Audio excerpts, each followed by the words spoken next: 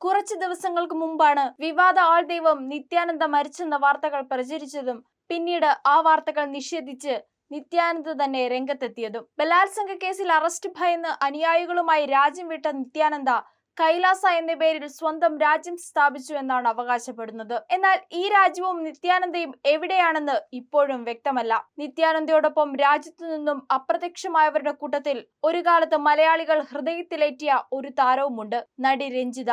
അഭ്രപാളിയിൽ ആടിത്തിമുർക്കുന്നതിനിടെ പെട്ടെന്ന് ആത്മീയതയിലേക്ക് അമരുകയും പിന്നീട് തന്റെ ആത്മീയ ഗുരുവിനൊപ്പമുള്ള അശ്ലീല വീഡിയോയിൽ പ്രത്യക്ഷപ്പെടുകയും ചെയ്ത താരം ഇപ്പോൾ എവിടെയെന്നും വ്യക്തതയില്ല. സിനിമാ കഥകളെ പോലും വെല്ലുന്ന ജീവിതമാണ് നടി രഞ്ജിതയുടേത്.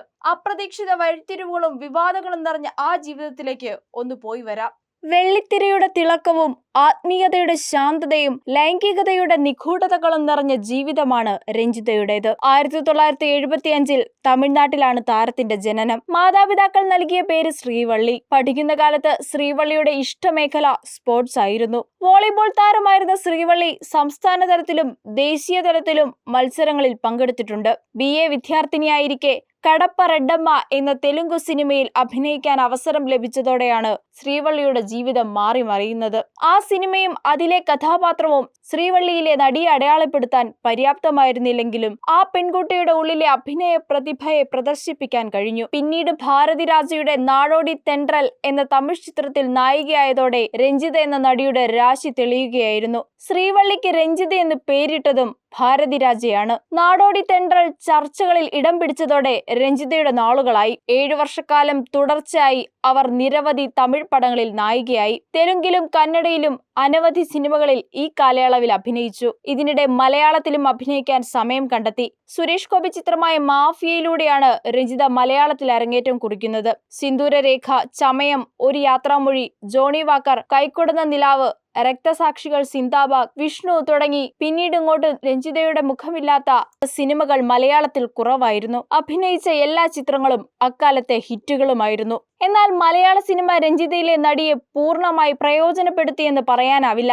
അതിനു മുൻപേ കരസേനാ ഉദ്യോഗസ്ഥനായ രാകേഷ് മേനോനും രഞ്ജിതയും തമ്മിലുള്ള വിവാഹം സംഭവിച്ചു. പിന്നീട് കുറെ കാലം അവർ അഭിനയത്തിൽ നിന്ന് മാറി കുടുംബജീവിതത്തിലേക്ക് ഒതുങ്ങിക്കൂടി. 1 വർഷത്തിനു ശേഷം അവർ അഭിനയ രംഗത്തേക്ക് മടങ്ങി വരുന്നതായി പ്രഖ്യാപിച്ചു. ചില സിനിമകളും TV പരിപാടികളും അഭിനയിച്ചിരുന്നെങ്കിലും സിനിമയിലും കുടുംബത്തിലും അവരുടെ നില അത്ര ഭദ്രമായിരുന്നില്ല. വിവാഹ ജീവിതം 7 വർഷം പൂർത്തിയായ സന്ദർഭത്തിൽ രഞ്ജിതയും രാകേഷ് മേനോനും ബന്ധം വേർപിരിഞ്ഞു. തെന്നിന്ത്യൻ താരസുന്ദരിയായി വിരാജിക്കുന്നതിനിടെ വളരെ അപ്രതീക്ഷിതമായാണ് താരം സിനിമാ ലോകത്തു നിന്നും അകലുന്നത്. സിനിമാ ലോകം ഉപേക്ഷിച്ചെന്നോ താൻ എവിടെയെന്നോ ഒന്നും വ്യക്തമാക്കാതെ ഒരു വനവാസ കാലമായിരുന്നു അത്. സിനിമാ ലോകവും ആരാധകരും പതിയെ താരത്തെ മറന്നു തുടങ്ങിയ സമയത്താണ് ഒരു കിടപ്പറ വീഡിയോയിൽ താരം പ്രത്യക്ഷപ്പെടുന്നത്. സ്വാമി നിത്യാനന്ദയുമായി ചേർന്നുള്ള ഒരു അശ്ലീല വീഡിയോയിലെ പെൺകുട്ടിക്ക് രഞ്ജിതയുടെ മുഖമായിരുന്നു. ഇന്റർനെറ്റിലൂടെ പ്രചരിച്ച വീഡിയോയിലെ യുവതി രഞ്ജിത തന്നെയെന്ന് ദേശീയ മാധ്യമങ്ങൾ ഉൾപ്പെടെ റിപ്പോർട്ട് ചെയ്തു. എന്നാൽ ആ വീഡിയോയിൽ കാണുന്ന പെൺകുട്ടി താനല്ലെന്ന് അവർ പത്രസമ്മേളനം വിളിച്ചുകൂട്ടി പൊതുസമൂഹത്തെ അറിയിച്ചു. പിന്നാലെ തന്റെ പ്രചരിച്ച ദൃശ്യങ്ങളുടെ വാർത്തകളുടെയും പേരിൽ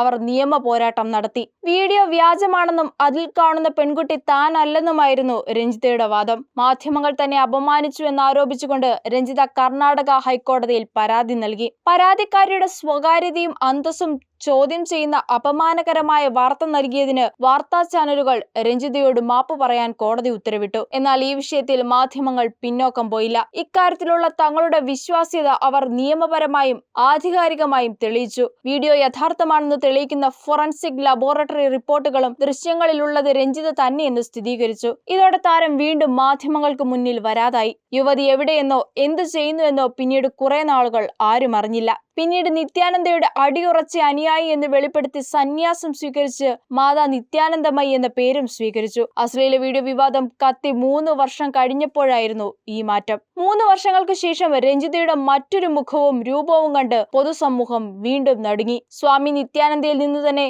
ദീക്ഷ സ്വീകരിച്ച രഞ്ജിത സന്യാസിനിയായി. മാ നിത്യാനന്ദമയി എന്ന പേരും സ്വീകരിച്ചുവെന്ന് പറയപ്പെടുന്നു. എന്നാൽ ആദ്യഘട്ടത്തിൽ ഇതൊന്നും മാധ്യമങ്ങൾക്ക് മുന്നിൽ വിശദീകരിക്കാൻ അവർ തയ്യാറായില്ല. തുടർന്നുള്ള അഭ്യൂഹങ്ങൾ വിചിത്രവും അസാധാരണവും മുൻപ് കേട്ടുകേൾവി ഇല്ലാത്തതുമായിരുന്നു. സ്വയം പ്രഖ്യാപിതമായ കൈലാസ എന്ന രാജ്യത്തിന്റെ പ്രധാനമന്ത്രിയായി അവർ സ്വയം അവരോധിച്ച് ജീവിക്കുന്നതായി പ്രചരിക്കപ്പെട്ടു. നന്നായി ഇംഗ്ലീഷ് സംസാരിക്കുന്ന സാമാന്യ വിദ്യാഭ്യാസമുള്ള രഞ്ജിത ഈ വിധത്തിൽ അപൂർവമായ സഞ്ചാരപഥങ്ങളിൽ എങ്ങനെ എത്തിപ്പെട്ടു എന്നത് ഇന്നും ദുരൂഹതയായി തുടരുന്നു. എന്തുകൊണ്ട് രഞ്ജിത സിനിമ പോലെ മോഹിപ്പിക്കുന്ന ഒരു പ്രൊഫഷൻ വിട്ട് സന്യാസത്തിലേക്ക് പോയതെന്ന ചോദ്യവും അവശേഷിക്കുന്നു. നാട്ടിൽ വിവിധ പ്രശ്നങ്ങളെ അഭിമുഖീകരിക്കേണ്ടി വന്ന നിത്യാനന്ദ കുറച്ചാളുകളെയും കൂട്ടി ഒരു വിദേശ ദ്വീപിലേക്ക് പോയി അവിടെ കൈലാസ എന്നൊരു രാജ്യം സ്ഥാപിച്ച് രഞ്ജിതയെ അതിന്റെ പ്രധാനമന്ത്രിയാക്കി നിയമിച്ചു എന്നാണ് പറയപ്പെടുന്നത്. നിത്യാനന്ദ തന്റെ കാമുകനോ ഭർത്താവോ അല്ലെന്നാണ് രഞ്ജിത പറയുന്നത്. അദ്ദേഹം തനിക്ക് ആത്മീയ ഗുരുവാണെന്ന നിലപാടിലാണ് രഞ്ജിത.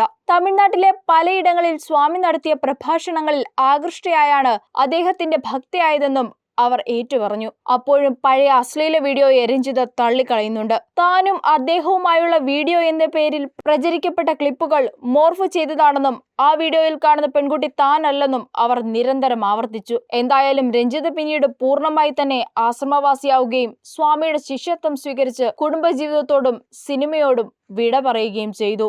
സന്യാസിനികളുടേത് മാതിരി കാഷായവും രുദ്രാക്ഷവും ധരിച്ച് ഇടയ്ക്കിടെ സമൂഹ മാധ്യമങ്ങളിൽ പ്രത്യക്ഷപ്പെടാറുണ്ട് രഞ്ജിത. ഇത്തരം വീഡിയോകളിൽ പക്ഷേ അവർ ആത്മീയ കാര്യങ്ങൾ മാത്രമാണ് സംസാരിക്കുന്നത്.